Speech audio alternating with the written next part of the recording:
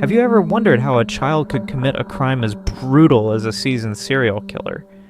Most of us associate childhood with innocence, but some kids have shocked the world with their horrifying acts.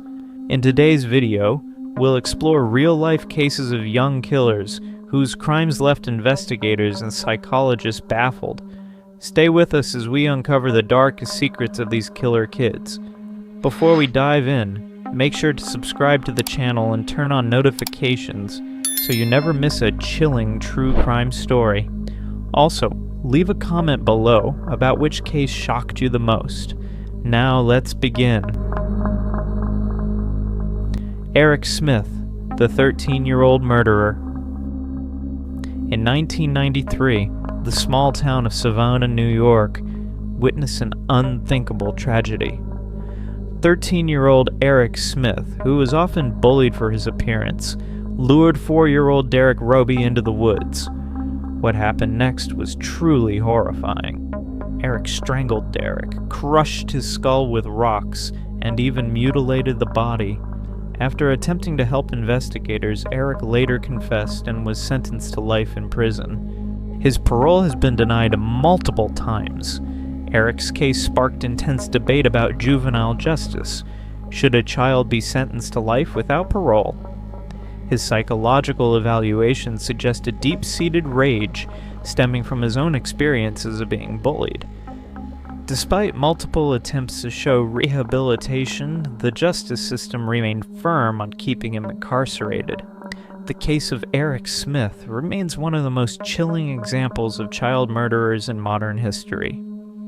Experts have analyzed his behavior, concluding that early intervention in cases of severe bullying and social isolation might prevent such tragic outcomes. Could things have been different if Eric had received psychological support earlier? Some believe so, while others argued that his violent tendencies were innate. Mary Bell.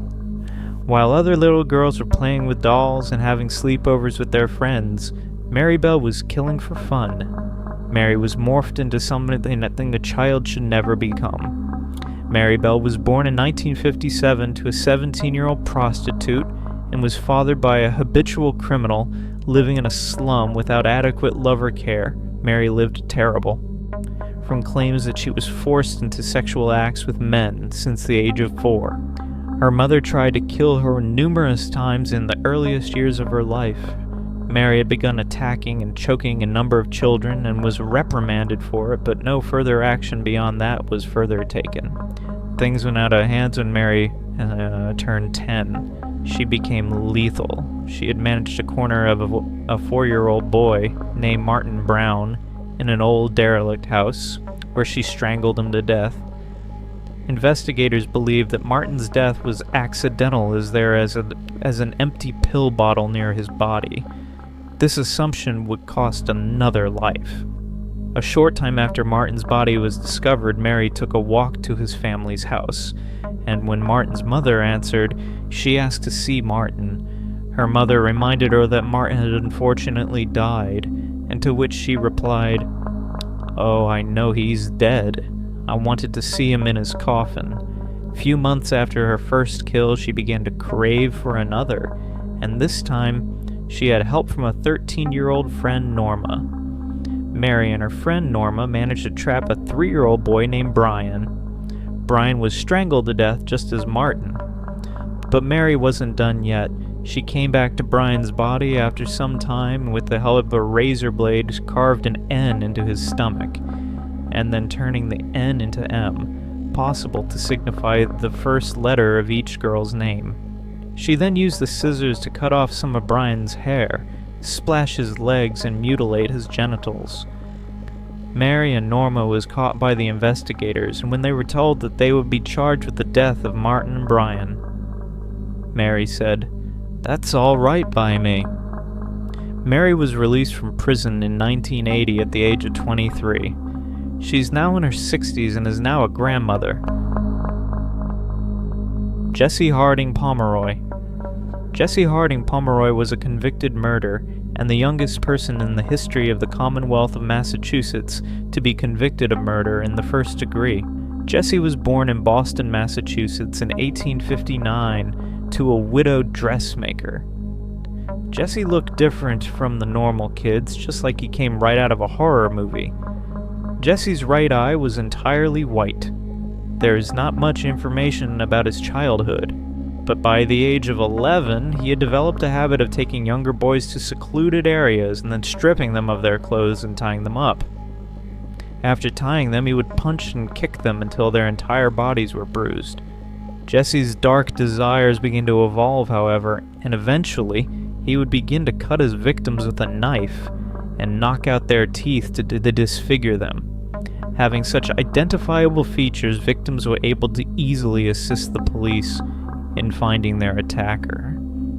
Jesse was soon caught and sent to a reform school where he has to remain until he was 21 years of age.